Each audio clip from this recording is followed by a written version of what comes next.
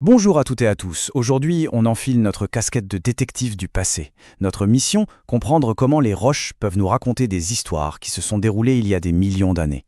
Allez, c'est parti, on va apprendre ensemble à déchiffrer la mémoire des pierres. Regardez-moi cette photo, c'est l'Antelope Canyon. C'est juste magnifique. Toutes ces couches, ces couleurs, c'est le résultat d'une histoire incroyablement longue. Mais alors, comment est-ce possible? Comment une simple roche peut-elle garder en elle la trace d'un monde qui existait il y a 250 millions d'années? Eh bien, c'est exactement la question à laquelle on va répondre aujourd'hui. Alors, première étape de notre enquête. Pour comprendre l'histoire écrite dans la pierre, il faut d'abord comprendre de quoi sont faits les mots de cette histoire. Autrement dit, d'où viennent les tout petits débris qui, à la fin, forment ces immenses roches. Ça peut paraître un peu paradoxal, mais pour construire une nouvelle roche, la nature doit d'abord en détruire une ancienne. Tout part de l'érosion, le vent, la pluie, le gel, tous ces éléments vont, tout doucement mais sans jamais s'arrêter, casser, fragmenter et arracher des petits morceaux aux montagnes et aux paysages existants. Et ces roches, qui sont formées à partir des débris d'autres roches, eh bien, elles ont un nom scientifique. On les appelle des roches détritiques. C'est assez simple à retenir, ça vient de détritus. C'est un peu comme si la nature faisait du recyclage à une échelle gigantesque pour créer de nouveaux paysages avec les anciens. Et ces fameux débris recyclés, comment on les appelle? Des sédiments. Voilà. Ce sont eux les indices fondamentaux de notre enquête. Ça peut être des choses assez grosses comme des galets, des plus petites comme des grains de sable ou de l'argile, ou même, parfois, des restes d'êtres vivants comme des coquillages. Et ce qui est super intéressant, c'est qu'en fonction de la taille de ces sédiments, la roche finale va être complètement différente. Si on a de gros galets qui se sont cimentés ensemble, on obtient ce qu'on appelle un conglomérat. Si c'est avec des grains de sable, ça donne du grès. Et si c'est avec des particules d'argile toutes fines, on a une roche qu'on appelle la pellite. Et ça, c'est déjà un indice capital. Plus les grains sont gros, plus le courant qui les a transportés devait être puissant.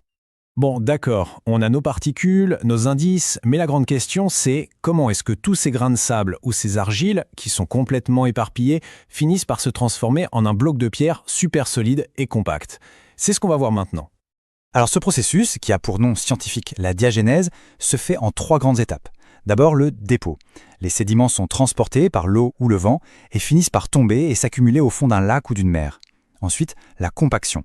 Au fur et à mesure que les couches s'empilent, le poids devient énorme, ça écrase les couches du dessous et ça chasse toute l'eau qui était coincée entre les grains. C'est un peu comme si on pressait une éponge. Et enfin, la cimentation, l'étape qui va tout solidifier. Et pour bien visualiser l'effet de cette compaction, regardez un peu ces chiffres. En surface, une boue argileuse s'est remplie d'eau, à 60%. Mais si on s'enfonce à 2 km de profondeur, la pression est tellement monstrueuse que la plupart de l'eau a été expulsée. Il n'en reste que 15%. On voit bien que les particules se sont incroyablement resserrées. Et la dernière touche, l'étape finale, c'est la cimentation. L'eau qui circule encore un petit peu entre les grains, elle n'est pas pure. Elle est chargée de minéraux dissous, comme de la calcite ou de la silice. Et ces minéraux, ils vont cristalliser dans les tout petits espaces vides. Et hop, ça va agir comme un ciment, une sorte de supercolle naturelle qui va souder définitivement tous les grains entre eux. Et voilà, on a notre roche. Ok, super. Maintenant, on sait comment une roche sédimentaire se fabrique. On passe à la partie la plus passionnante. Comment on fait pour la lire, pour déchiffrer l'histoire qu'elle a à nous raconter? Le but du jeu, pour nous, c'est de reconstituer ce que les scientifiques appellent un paléo-environnement. Alors, c'est un mot qui peut faire un peu peur, mais en fait, c'est tout simple. Paléo, ça veut dire ancien, et environnement, eh bien, environnement. Donc on cherche simplement à reconstituer un environnement ancien.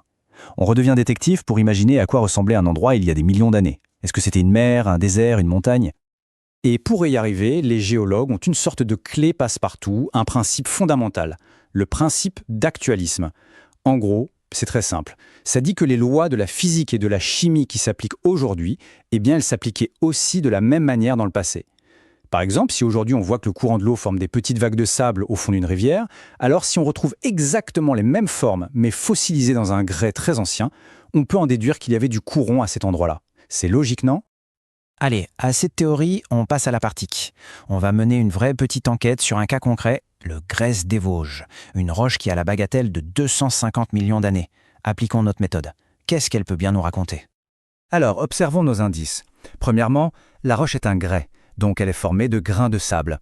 Deuxièmement, on y trouve de fines couches d'argile. Et là, on utilise notre principe d'actualisme.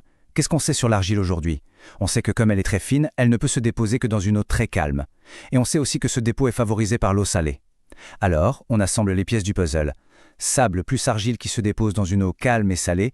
Conclusion, la région des Vosges, qui est aujourd'hui une montagne, se trouvait à l'époque au bord d'une mer calme. Incroyable, non? Et voilà, enquête résolue. Il est temps maintenant de classer le dossier et de faire un résumé très clair des points essentiels qu'il faut absolument retenir. Pour aider à tout bien organiser dans sa tête, voici une petite fiche de révision.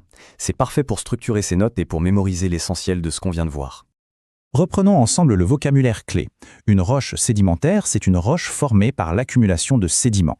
Ces sédiments subissent d'abord la compaction, donc le tassement, puis la cimentation, le collage.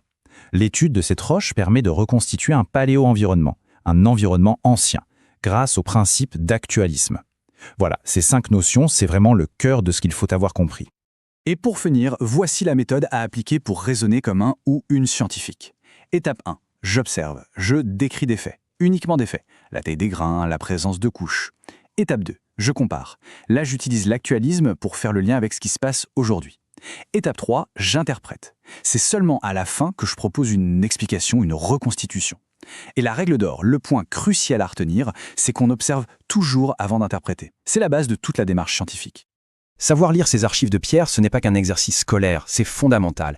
Ça permet par exemple aux scientifiques de reconstituer les climats du passé et donc de mieux comprendre les changements climatiques actuels. On a vu comment une roche raconte l'histoire d'un paysage, mais souvent ces roches contiennent aussi des fossiles. Alors quelle nouvelle histoire ces témoins de la vie passée peuvent-ils bien nous raconter? Ça, c'est une excellente question pour une prochaine enquête. Si cette explication a aidé à y voir plus clair, n'hésitez pas à laisser un petit pouce bleu, à vous abonner et à partager. À bientôt!